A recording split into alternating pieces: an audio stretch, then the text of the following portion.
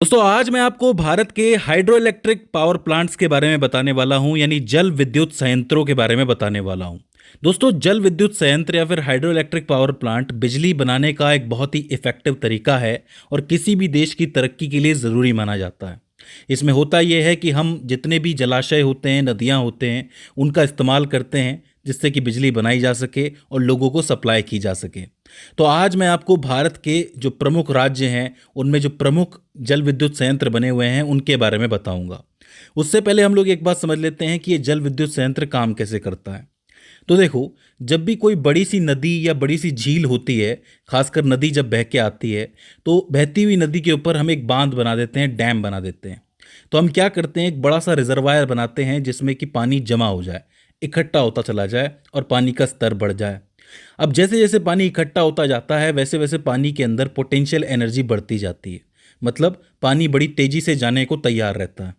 तो हम क्या करते हैं कि आगे बांध के ऊपर एक टरबाइन लगा देते हैं। टरबाइन एक पंखे जैसी मशीन होती है जिसमें बहुत सारी ब्लेड्स लगी हुई होती हैं।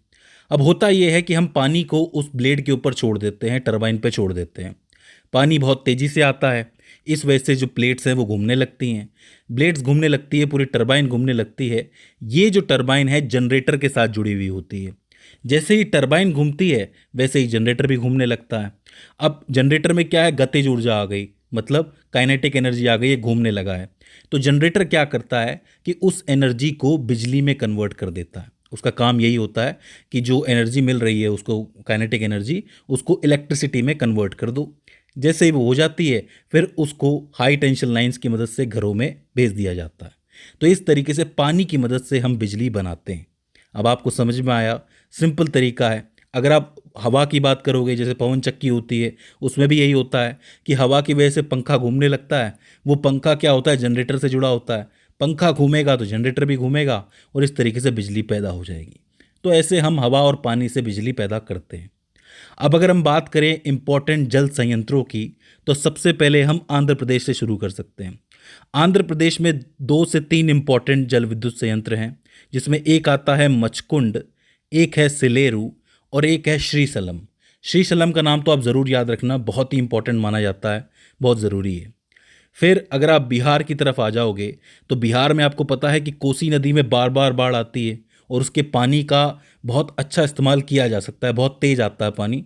तो इस वजह से वहाँ पर भी एक जल विद्युत संयंत्र बना हुआ है। अगर आप गुजरात जाओगे तो गुजरात में भी आपको 2 से 3 इंपॉर्टेंट जल विद्युत संयंत्र देखने को मिलेंगे, जिसमें काठियावाड़ में भादर बहुत इंपॉर्टेंट है, साबरमती में हाथमती और तापी के ऊपर उकाई। तीनों इंपॉर्टेंट है, एक भादर, एक हाथमती और एक उकाई, तीनों को याद रखना है। गुजरात के बाद अगर आप जम्मू कश्मीर आ जाओ तो यहाँ पे भी आपको देखने को मिलेंगे, जैसे कि दुलहस्ती काफ़ी इंपॉर्टेंट है, बगलियर, सलाल जो कि चेनाब नदी पे बना हुआ है, और लोअर झेलम। ये सारे इंपॉर्टेंट है क्योंकि आपको पता है कि काफ़ी सारी नदियाँ बह के जाती हैं। झेलम हो गई, चिनाब हो गई, सिंधु तो है ही। तो इस तरीके से काफ़ी योजनाएं उसके ऊपर बनी हुई है। हालांकि इनके ऊपर विवाद भी चलता रहता है, अभी हाल ही में आपको देखने को मिला भी है। तो इसे आपको याद रखना है। इसके बाद अगर आप झारखंड की तरफ जाओगे तो यहाँ आपको मैथन, पंचाट और तिलैया जल विद्युत संयंत्र देखने को मिलेगा, जो तीनों दामोदर घाटी निगम के अंतर्गत आते हैं। तीनों के तीनों याद रखना, मैथन, पंचाट और तिलैया, तीनों को याद रख लो। झारखंड के बाद अगर हम कर्नाटका की तरफ जाएं तो यहाँ पे आपको बहुत से जल विद्युत संयंत्र देखने को मिलेंगे।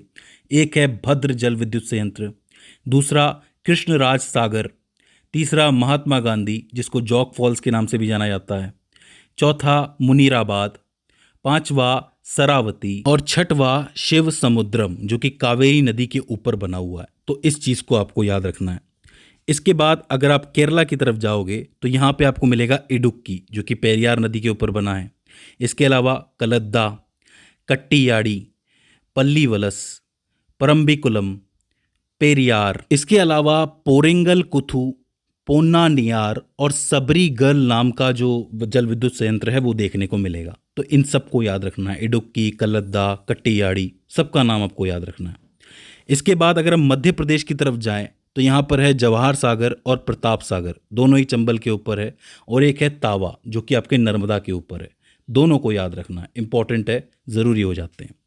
मध्य प्रदेश के बाद अगर हम महाराष्ट्र की तरफ जाएं तो यहाँ भोलावाली, भाटगढ़ जो कि बीड़ में है, गिरनार, खोपाली, कोयना, पूर्णा, पैठन और वैतरणा, ये सारे के सारे इंपॉर्टेंट हो जाते हैं। इन सब के नाम आपको याद रखने हैं। इसके बाद अगर हम नॉर्थ ईस्ट के स्टेट्स की तरफ जाएं पूर्वोत्तर भारत के अंदर, तो यहाँ नागालैंड में आपको दिखू और दोयांग देखने को मिलेंगे।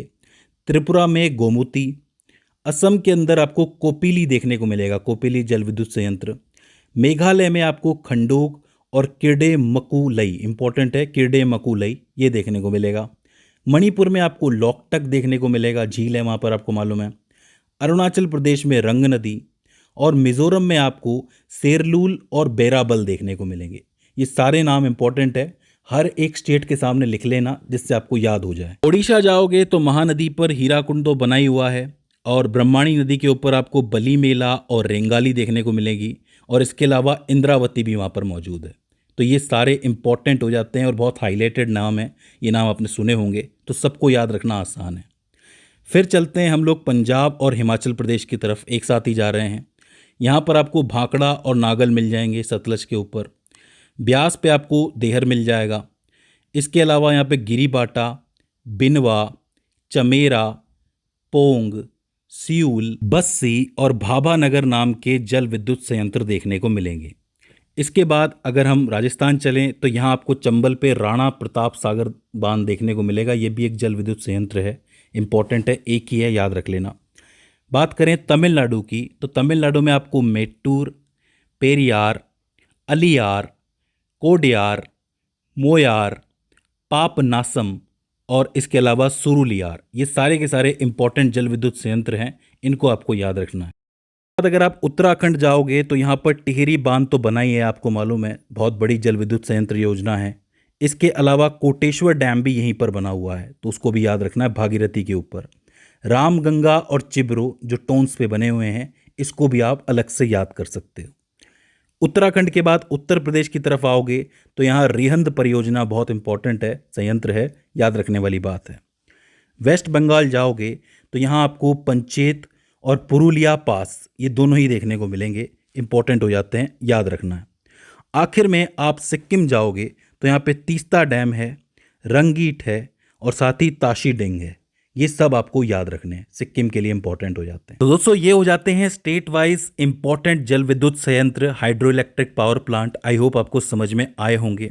अब ऐसा नहीं है कि भारत में सिर्फ यही हाइड्रो इलेक्ट्रिक पावर प्लांट्स हैं, और भी हैं, जैसे गोवा राज्य है उसके अंदर भी आपको देखने को मिलेंगे, और भी जगहों पर देखने को मिलेंगे।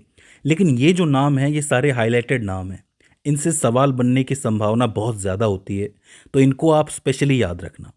तो दोस्तों मुझे उम्मीद है कि इस वीडियो से आपने कुछ ना कुछ नया ज़रूर सीखा होगा। अगर इसके बाद भी इसके अंदर आपको कोई क्वेरी आती है, कोई दिक्कत आती है, तो आप हमें कमेंट सेक्शन में बता सकते हैं। तो दोस्तों आज की इस वीडियो में बस इतना ही। See you in the next one.